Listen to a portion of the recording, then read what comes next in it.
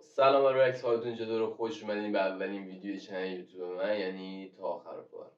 میتونین منو به اسم تاتیکه بشناسین که مخفف اسممه.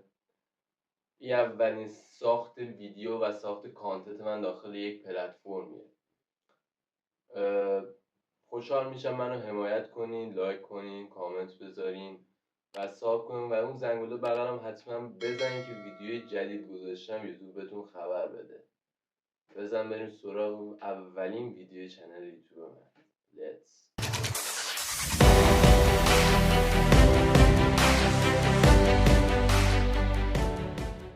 خب دوستان، این اولین ویدیو چنل یوتیوب من هستش و بذارین درباره خودم و درباره چنل بهتون توضیح بدم که قراره چه کاری انجام بدم. اول بیوگرافی از خودم میدم.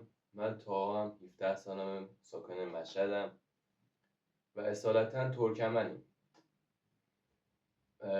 این چنل همونطور که از اسمش معلومه خراب میکنیم همه چیزو. یه خراب میکنیم باهاش یه چیز جدید میسازیم. حالا ممکنه تست مقاومت از هر چیزی بگیریم و خرابش کنیم یا هر چیز دیگه. ما مثلا تو ویدیو آینده، حالا اسپویل نمیخوام خیلی بکنم از همه چون، ولی دو سه تا نکته رو میگم. قرار تلویزیون خراب کنیم.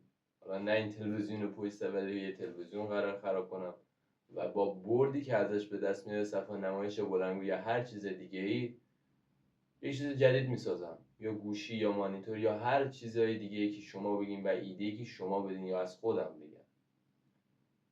حالا شاید خراب نکنم، شاید یه چیز جدید از خودم بسازم. حالا بگین چرا اصلا یوتیوب شروع کردم، چرا برای خودت نمیسازی؟ من چند وقت پیشا میخواستم یه اختراعی به ثبت برسونم که نشد و اونم بیشتر به کار مردم میومد و کلا برای مردم میخواستم بسازمش. حالا چرا نشد؟ حالا به مشکلات بزرگ خورد، خیلی سنگ جلو پام انداختن، چوبلای چرخم کردن که نتونم جلوتر ببرم این اختراع رو و نذاشتن ثبتش کنم. گفتم خب چرا برم برای اونا تو ویدیوشو میسازم که مردم ازش استفاده ببرن، حالا برای همه سنین میتونه باشه.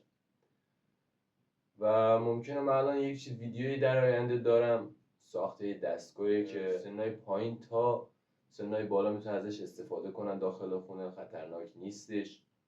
و هر ویدیویی که خطرناک باشه من قبلش هشدار میدم که حتما داخل خونه انجام ندن.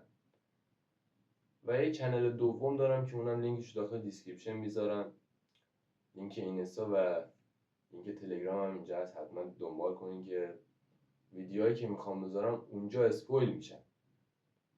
مرسی ازتون تا آخر ویدیو بودین، شاکرمه. فعلا.